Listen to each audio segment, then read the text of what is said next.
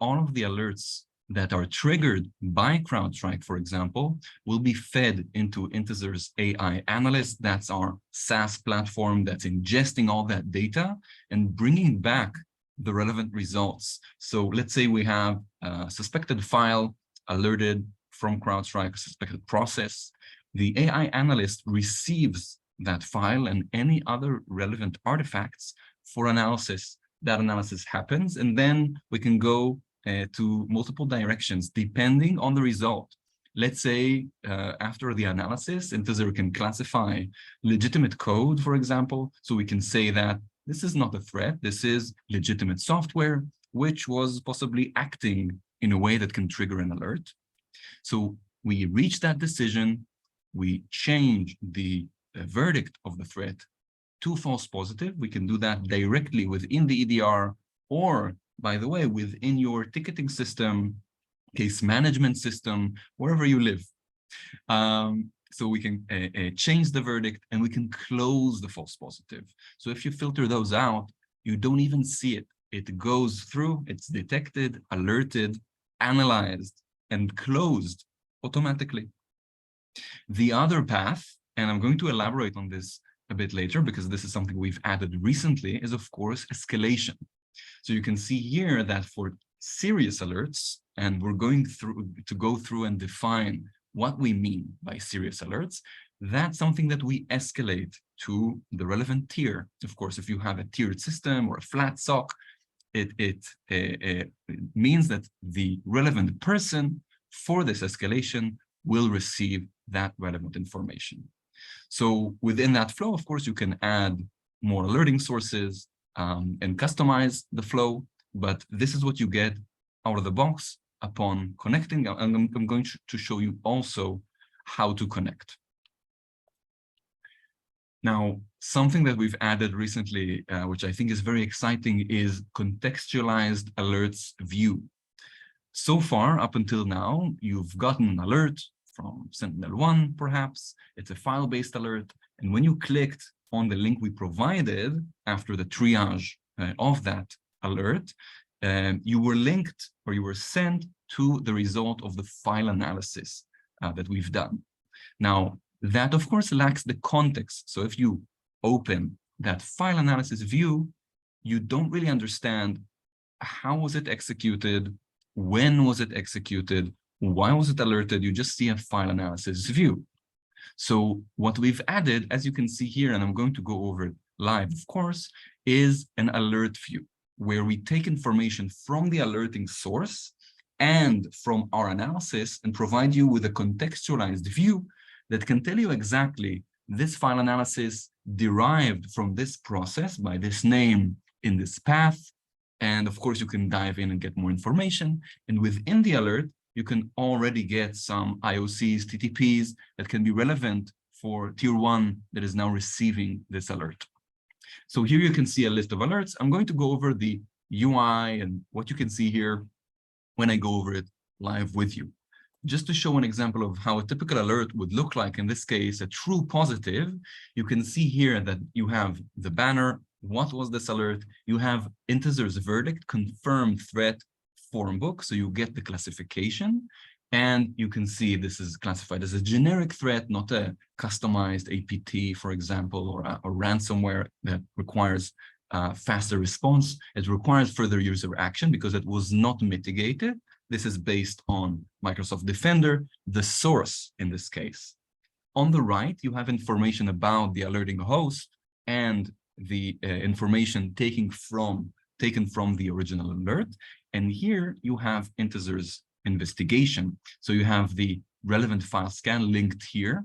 And once you click it, of course, you go to that specific file scan. And below here, you have TTPs and additional IOCs that you can fetch directly from here. Or, of course, you can escalate this and have the tier 2, tier 3 analyst dig deeper in our already made analysis. Again, you don't need to analyze anything from scratch. The results has already been analyzed for you. You need to make the decision, of course, of what to do with these results. So that's the contextual alert view. And here you have a nice example of how an escalation would look like. The next slide would show you what would constitute, an escalated alert. But just to show you here, in the cases where we determine that the specific threat is requiring escalation, we will send that information via email to wherever you prefer, or via other messaging or case management systems. And you can also connect through webhook, which most case management systems support. So that should be very simple to connect. And that means that you get that escalation directly to where other cases are being managed. So what do you get in that escalation? So you can see here, you have a link directly to the alert. And when I say alert, I mean the contextualized alert view in the Intezer platform. By the way, if you click here in Intezer's alert, that will take you to the original Defender alert or any other alerting source. So within the message that you receive, you have the alert title. In this case, this is a suspicious process injection. The threat name is Ryuk, so I can understand what type of threat this is. It's critical risk level, and this is important for you to prioritize the threats that you've investigated. And of course, you have information about the originating host, whether it was or not mitigated, which means it was terminated, deleted, quarantined by the EDR. You can see the type of environment, what network this is in, and the time, of course. You have recommendations of running an endpoint scan. I'll address what that means a bit later. And killing the process, of course, is a recommendation since it was not mitigated by the EDR. Now, as I mentioned, we need to talk about what is or is not escalated. So going from the top, you have different types of verdicts, classifications that Intezer can provide and can be a result of our automated investigation. Obviously, false positives will be closed automatically, will be resolved, nothing needs to be escalated. We also derive from our false positives tuning recommendations, which you will see when we go over our weekly report. Now, some alerts can be for unwanted software or general suspicious activity. In these cases, we have automated responses like scanning the machine, for example. The EDR can block and quarantine in some of the cases, but no escalation is required. When a result is inconclusive, it is also recommended to scan the machine. Again, that is automated, but obviously if it's inconclusive, we don't have strong evidence, nor here nor there, which means it's not an escalated, it's not urgent in the level that requires escalation. Now, the following three levels, generic threat, mitigated, generic threat, not mitigated, and critical threat, those are more urgent, obviously. In the case of a generic threat that was mitigated, again, that means that the EDR has already terminated, quarantined, deleted, took the relevant response for that type of threat. So by default, this would not be escalated. However, there have been many cases, and we're talking from experience with our users, and I'm not faulting any specific security solution for this, but it does happen where the EDR will say that the threat was mitigated while there are still traces in memory. That means that the threat is still running, still active, and essentially persistent on the host. That means that you will continue receiving alerts, or worse than that, you won't be receiving alerts, but the malware will still be running in memory. That's why we will also detonate an endpoint scan in the cases where the threat is said to have been mitigated in order simply to verify that. And that's extremely important. And a lot of attacks could have been prevented with that. Now, for generic threats that have not been mitigated, which means that they could be still running on the host, you will receive an urgent escalation. The same for a critical threat. A critical threat could be a high-level sophisticated APT, other advanced threats that we can classify as such, and of course, ransomware. Ransomware can be, I think ransomware is not particularly a sophisticated type of attack. Usually it's quite simple. However, the speed of response is critical in order to prevent damage to the organization, right? The ransomware usually will call out and say, this is this and that ransomware, give me money to this, Bitcoin wallet. But still, if you have the escalation in time and you have the chance to stop the attack or to contain it, you can reduce a lot of monetary and also information security-based damage to the organization. So for these types of attacks, when we classify them, you will receive that escalation email or message to your case management, like ServiceNow, for example.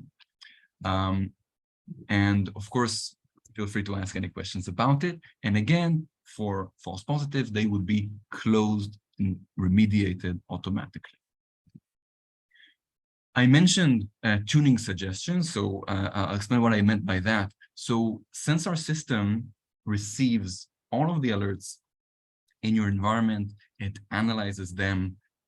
We have a lot of insights that we can share in order to improve the overall posture of the organization. So, for example, let's say we reduced or we closed 50% of the alerts. And yeah, that happens. We have clients with more, like 85%, but let's say we close 50% of the alerts as false positives. Of course, you'd like to know, what is causing all of those false positives. Sometimes there is a certain software that, acts in a way that triggers the EDR. I'm sure you're familiar, whoever is working in SecOps here, with cases like that. And it could be particular hashes or particular commands that always trigger an alert, even if it's informative or low level, it still pops up. So what we do within this report is we collect the information that we've received, investigated over the past week with that tenant, with that user or organization, and we generate the following report automatically and send it to you. So that would include tuning suggestions with a list of hashes or commands of types of software that have been the noisiest in your organization. And basically that means that you can take them and tune them out. So add to the alerting source, let's say the EDR, for example, don't alert on this hash, okay? That would mean that the engine itself, the agent that's sitting on the host, has one less thing to worry about. That will, of course, make the agent's monitoring capacity more effective, and also reduce the number of incoming alerts that you have. So that's preferable, of course, in any organization. In addition, you'll see, of course, the amounts of threats that were mitigated, amounts of false positives that were closed, the top alerting hosts, which means the dirtiest machines in the organizations, the top threats that we've seen in the organization. So that kind of a high-level report that you receive weekly can really show you the progress that you make in, increasing the posture of the organization, and can also highlight repeated patterns of activity, repeated alerts that perhaps the strategy against them is not effective, or perhaps it's not there. So that's the weekly report. That's the slide. Those are the slides. I'm going to go over to the demo right now. So I'm just stopping the share one moment and jumping back in. So I'm going to show you in the system itself everything I've spoken about. So first, I want to start from the main dashboard of the system. We've shown this in the past, it's not new, but I just want to emphasize how simple it is to get started. And everyone here, of course, you can join our free edition and try out this integration for yourself for free, just so you see what kind of value you can get from it. So here you can see in the collection area that this user particularly is receiving information from, sending information from S1 and XOR. If I want to add another source, I just click Connect Sources. I can choose, for example, CrowdStrike. If I added another tenant, maybe another network. And in a lot of organizations, there are multiple EDRs or email gateways, for example, that are being used. need to add here your credentials, of course, because we need access to the information, to the alerts, to the hosts, as you would provide an MSSP, an MDR. That's what our automated analyst needs. And you connect. It's that simple. And that moment you start receiving alerts, and this will be populated. Of course, you can see here the classification of the threats, but I want to continue here to the new view of the ingested alerts. That's what you see here.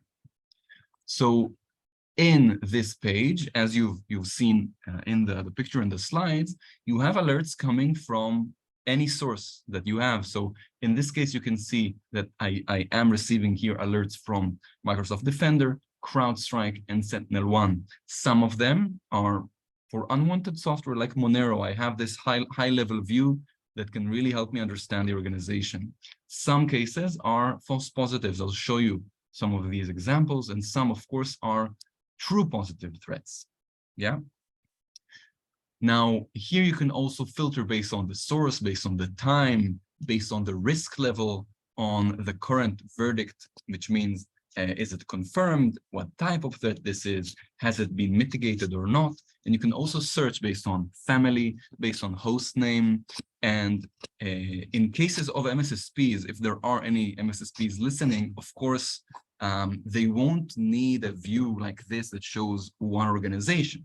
They would need a view that shows all of their clients, and the ability to separate between them. That's where site and external account name is relevant, and you will be able to see them here. So again, if an MSSP or any other organization requires multi-tenancy, you have the option here, of course, and as soon as you connect to it, the information about the site is added as well. And then you can search, filter, sort based on those sites. So those are the alerts, of course, and I'll show you the example. Each and every alert here will provide a connection to the original alert in the relevant alerting source, and the information contained within the alert that we provide is also provided in, let's say, CrowdStrike as a note to the alert. So wherever you live, wherever you work, you'll be able to find Intezer's triage information. So just to show you a few examples of types of alerts, because there are many different types of threats and types of attacks that can be detected by an EDR. So I'll start with false positive, because false positive contain the least amount of interesting information. But I think it's interesting to see that in this case, you had an alert for the following executable. It was identified as malware. Again, here you see the alert info coming from Sentinel-1. Again, it's very important. All EDRs generate false positives, okay, or false detections. And we're showing examples here, but I just want to emphasize all of these companies, technologies are partners of us, and we appreciate their work. And without their excellent detection, we wouldn't have been able to provide excellent triage. So that's just a very important disclaimer. So in this case, I do have false detection, and we were able to classify this as a legitimate application based on code classification, something we've been doing for the past 7 years. So this is a great example. And as you can see, it was resolved as a false positive. It already happened and affected the original alert. So that's an example of a false positive. This is an example of a true positive. Now, I want to go over the different areas here. So you have a suspicious PowerShell command line. This is the original title of the alert coming from, this time, Microsoft Defender. Now, we added the information that this is a confirmed threat. It's not just a PowerShell command, and it's classified as Quackbot. Quackbot is quite an advanced threat, which in recent years has added more and more detonation capabilities, injection capabilities, and especially evasive capabilities. So what we get, essentially, again, on the right, the entire description of the alert from Defender. Here we have the triage information. So it requires user action. It was not mitigated. So that is something that would be escalated. And you can see here that within the file scans that we have one legitimate file and one malicious file. That's very simple to understand because the attached artifacts here to this alert were the originating process, which was run DLL, which executes DLL files, and the whatever it was trying to execute, right? The DLL. And here we also have the originating or original file or command, sorry, that was executed. So the way we work, you can see we have a process command line that was alerted right here, which includes downloading, executing everything. We take that command line, we build a script from it and analyze that. So you can see the entire process right here. So again, we can dive in, and this receives classification as Quackbot simply based on the address it's using. But in other cases, we can see dropped or unpacked payloads. So we try to support, of course, different types of threats already. So you can understand that this command is 100% malicious. You can understand that it's trying to download a Quackbot payload. And you can also see these addresses as IOCs right here. Of course, you have the recommendations. You have to stop and quarantine this file. In this case, it seems that it did not happen. Hence, it's not mitigated. And you have some TTPs. Of course, again, you can jump into the analysis of the PowerShell command and get even more information. You can also generate CrowdStrike queries from these IOCs, for example. So there are many ways to continue the investigation directly from here. The hard part is behind you. You know what this is, you know the level and the risk level. You have the evidence to work with in order to contain the attack and remediate the organization. Now, I want to show one other alert, and I'm sure people are thinking, right? So we saw a file-based alert here, file-based, false positive.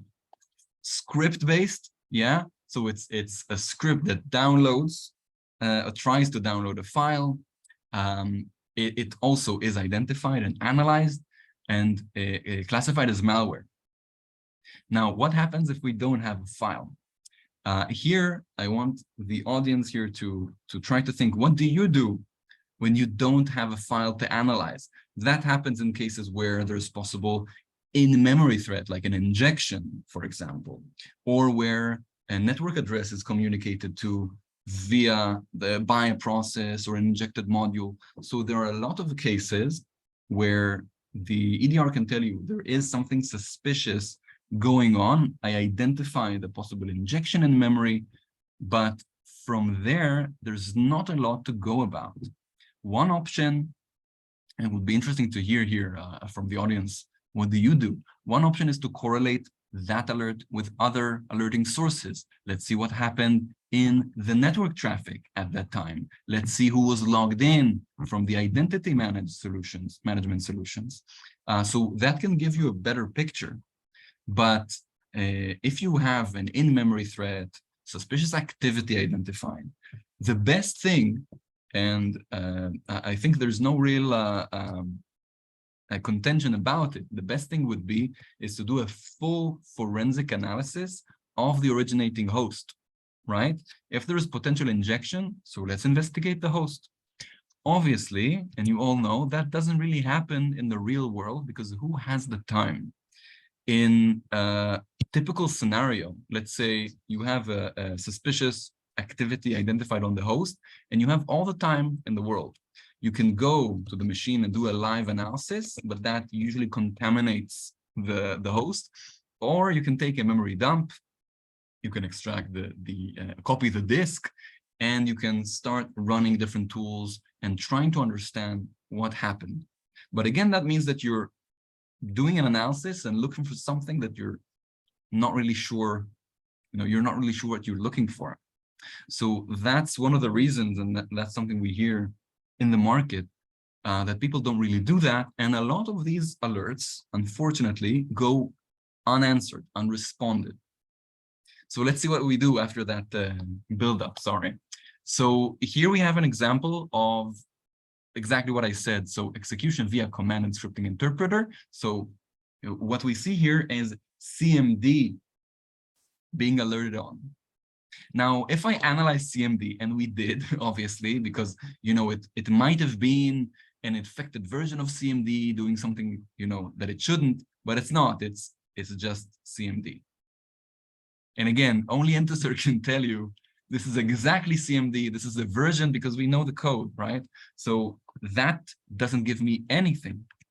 It's not a file-based alerts. There was some command that was executed there that was triggered, that triggered the alert. So, and even here, there is a description. So an unexpected process ran SVC host. Adversaries can masquerade malware as a system process to evade detection, right? Obviously. So, okay, now I know CMD executed SVC host. Does that mean that there's a malware that is injected through SVC host? Did it use it as a jumping point into memory? All of that can happen. The only way to know is to analyze memory. What's running on that machine. So you already see here that we had a live memory analysis that was triggered on this alert. So I'll explain how this works, right? If you know Intezer, you know that we have an amazing memory analysis solution, memory scanning solution that it consists of one executable file. You run it on the host.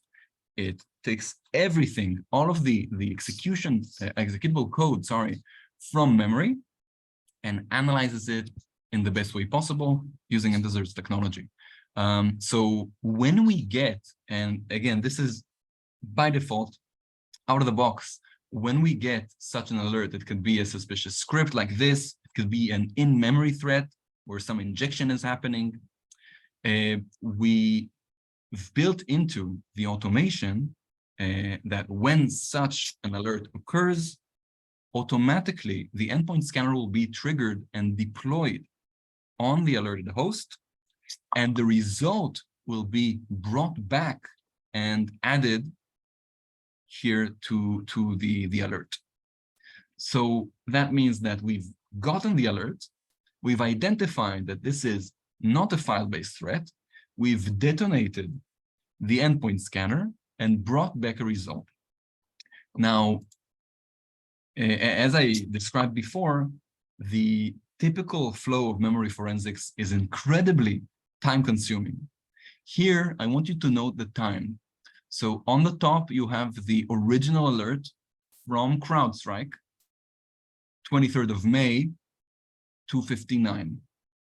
The scan was initiated in the exact minute of the alert, making it the probability of identifying something much higher.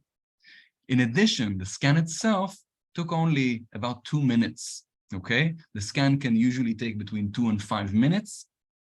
So that's incredibly fast. Let's see what it found. So if I jump into the endpoint scan, again, this was the host that was infected. I can look for SVC host. And you see that there were SVC host commands or SVC host executing other DLLs at the time, but all of them are legitimate. How lucky we can see and identify and classify a legitimate code. But obviously, you see here already, the machine is infected and it identified a Meterpreter payload. Meterpreter from the Metasploit toolkit is basically a command line tool that allows you, basically a shell, a remote shell on an infected machine with a lot of internal tools that can help you pivot, laterally move, establish CNC, etc. So we can see here that this malicious module is an injected module that originated, we can see here, from this process snow.exe. I can see that here, obviously, but it also shows it here. If I click on the malicious module, I see the information about it. I see it was executed from the Explorer process. This was injected into memory, and this is the originating file. So I know exactly also what the path of the file is. I also know what the PID of the process is, right? So what I can do is terminate this process, delete this file, run the scanner again. I can do it manually wherever I want, whenever I want. It's unlimited as part of this use case. And you can verify that the host is clean. That's something that can be incredibly helpful in closing an alert where you can verify that a specific host is clean. So here we went over a few types of alerts that range from a file, a script-based, an in-memory threat that we support as part of this automated process. Now, I also want to show you how a typical escalation email would look like. This is just one example within my email. So received from CrowdStrike, Quackbot. It's typical, similar to the alert I showed you earlier. And of course, you can click here, and that will take you immediately to that alert. I also want to show you how all of this looks like if you're working directly within your EDR. If you're working in the EDR and you have alerts like this is CrowdStrike.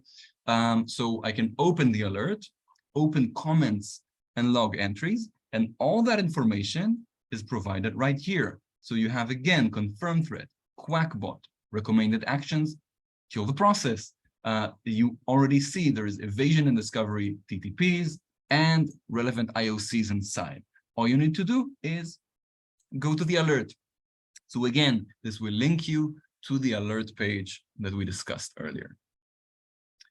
Now, last thing after going over all of this is, again, as I mentioned, the weekly report that we provide.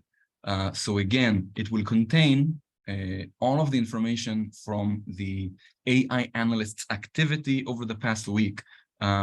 Here we have example data, but of course, for each and every connected client, this will be generated based on their data over that past week. So you can see here the amount of investigated, annotated alerts, the amount that was triaged automatically, the amount of false positives that were closed and remediated automatically, and you can see the pie of the different verdicts that we saw. Host status shows you the number of hosts that were infected with different types of threats. So that's really important as a high-level view. You also have the sources, so you can understand what was alerting more or less and when, and the number of closed false positives.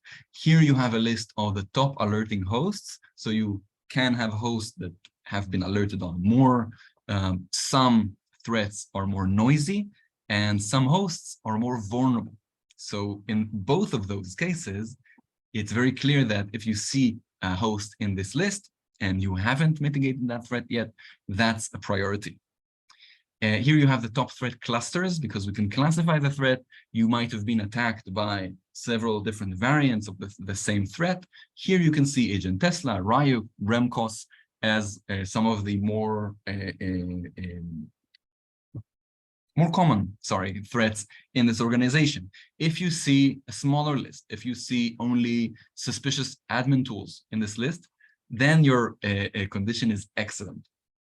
And one last thing, as I mentioned, this is a very important point, the tuning suggestions that we provide. So based on what caused the false positive alerts, you have your list of the hashes, the commands, whatever was causing that in that case, that you can tune out of your detection, thus saving processing power to your agent, saving us the work of closing your false positives, and overall, making the process of detection response much more efficient.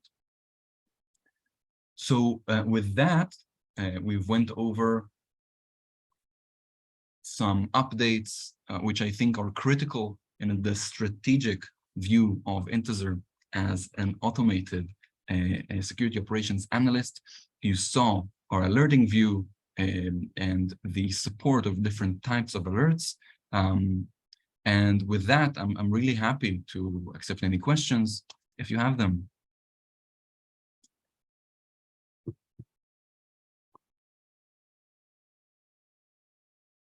All right, so I'm going to jump back in and I'll be monitoring the questions right now. So if you have any, feel free to start dropping those in so I can start reading them out, and we can try to make sure that we get through a handful of these or as many as possible. So I want to start off with this kind of interesting question because I think there's, a lot of different products that do detection out there, and Intezer works in a little bit of a different way because it's not exactly like an EDR where you have an agent on your endpoints or anything like that. So the question here is, so how does Intezer actually classify those threats? Because you said something about it investigating the code. Is Intezer using hashes or signatures to recognize the threats? So a little bit of explanation about kind of like, how do we know what it is? For sure. So that's a great question. And I didn't spend a lot of time in the beginning explaining that because I do assume that a lot of the people watching have already, tried out or seen some of our content.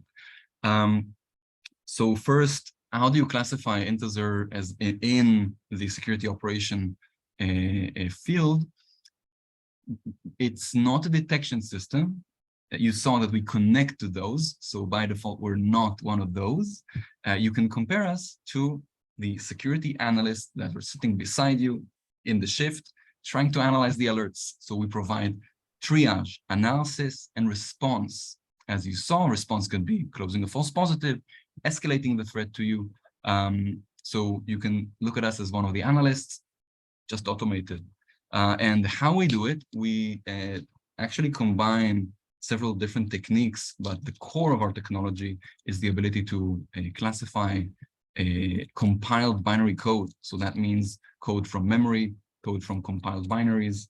So that allows us to classify threats and classify legitimate software. And on top of that, you have additional behavioral analysis. And with that, we can also classify the indicators that are extracted. So it's quite a complex machine behind this. I encourage you to try it out.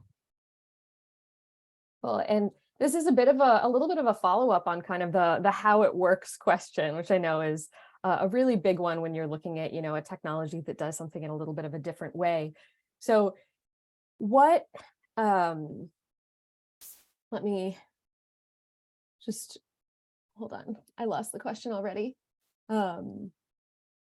So what data is Intezer extracting that you couldn't already get from the alert? So you've got a system that's sending you an alert like CrowdStrike, and what is Intezer really pulling out that, I can't already find in my EDR console about that alert? Or what is Intezer showing me that's different or new to me? Sure. So again, it's a question of detection versus analysis. So any EDR would look in running memory at the disk and use a variety of algorithms, signatures, and machine learning algorithms in order to detect something wrong. In some cases, that means that they can also, based on what they detected, can also give additional information like classification, or the type of threat that we're dealing with, but it doesn't provide a full malware analysis, memory forensics results that you require to make in order to make a decision. In the end, when you have good detection, by definition, you'll also get false detections because you want the detection mechanisms to be sensitive to potential evasive threats. So that's why you need that another layer that now is your analysts that are wasting most of their shift, doing manual work while they can spend the time elsewhere, and you can leave that grunt work for the automated analysis that we do. Cool. And this is kind of getting a little bit away from the endpoints, which I think is interesting because we did show some examples for like endpoint alerts and things like that and connecting with the EDR.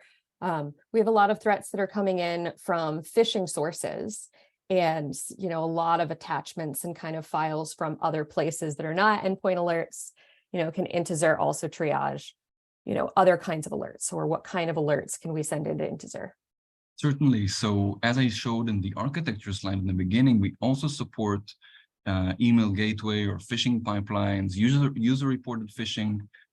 That's a real pain for everyone in the, with an email address.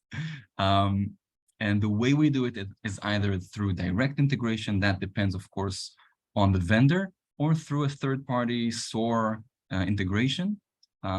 And of course, as I mentioned, we can also use our existing open API to connect to these different sources. Essentially, what we do when we analyze an email is take any links, any attached files, and analyze them separately and bring back a unified result. And I think this is the last question that I think we'll take today before we drop off here, unless anyone else wants to drop one in, and I can try and sneak in your question. This one's going back to a little bit more of the underlying technologies. Eleanor asked this in the chat too. And, what you mentioned behavioral analysis and things like that. So what is Intezer using for this analysis process? Is it based on algorithms, machine learning, AI? Kind of a lot of tools right now are really jumping onto this AI bandwagon. Like, what is Intezer using as the base technologies for the decision making?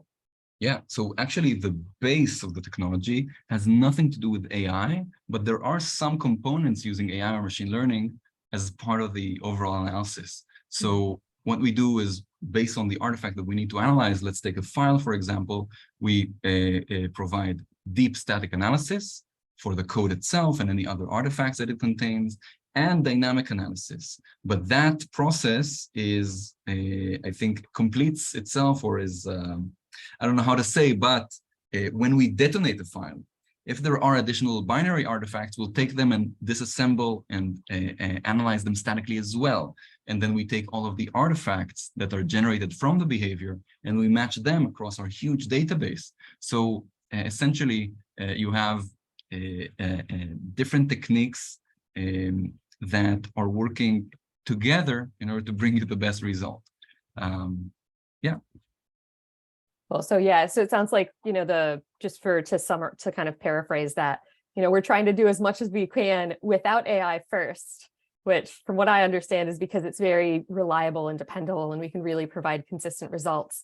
And then there's additional things on top that are specifically using AI where we know, we can trust the results. So I can elaborate a bit on that. So AI obviously can detonate a file, can scan memory, but it can make sense of large data sets. So for example, when we have all of this data that we collect for a file analysis or an endpoint analysis, we do use machine learning to collect that data and bring it into malicious, trusted, That's obviously an excellent use of AI and machine learning.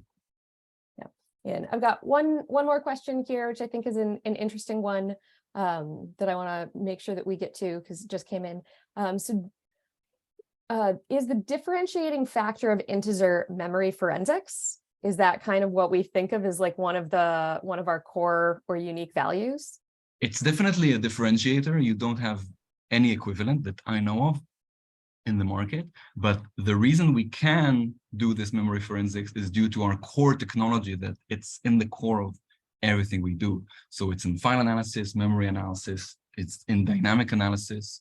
I would say the differentiator is our purpose and our goal and our strategy as a company to automate security operations. So it's not just a sandbox you connect and enriches your existing alert. You saw it can support different and a variety of types of alerts and also respond to them, close your false positives, escalate what you need.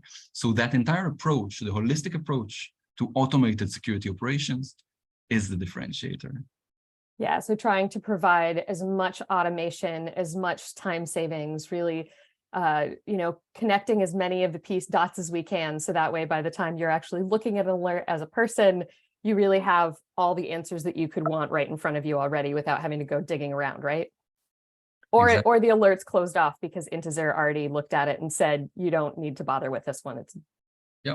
It's clearly, something that can be handled by the machines. Indeed.